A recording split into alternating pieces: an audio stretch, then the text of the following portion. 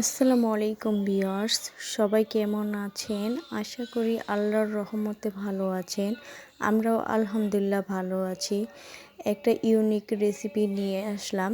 এক প্লেট ভাত এক নিমিষে খেয়ে ফেলবেন ইনশাল্লাহ। কাঁঠালের বিচি দিয়ে ভর্তা বানিয়ে দেখাবো। এই তো কাঁঠাল বিচিগুলো নিয়ে আমি এখন ভেজে নিচ্ছি, নেড়েচেড়ে ভেজে নিচ্ছি। 4টি শুকনো মরিচ নিয়ে নিলাম।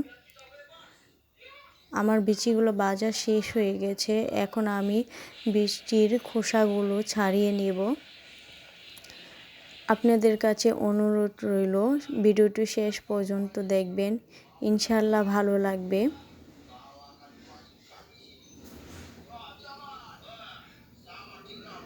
এভাবে করে আমি সব খোসাগুলো ছাড়িয়ে নিচ্ছি।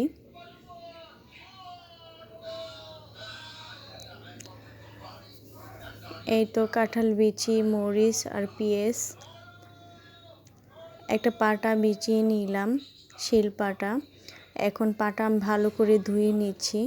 ধুয়ে কাঁঠাল বিচিগুলো দিয়ে ছেঁচে নিচ্ছি ভালো করে।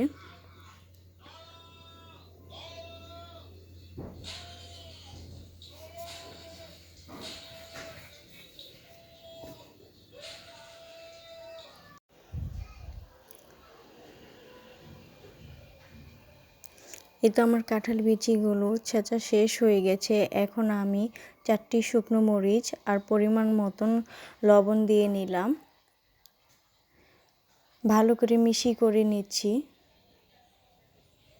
এই তো আমার এখন মিশানো শেষ হয়ে গেছে। এখন আমি কাঁঠাল বিচির মিশ্রণটির সাথে মিশিয়ে নিচ্ছি।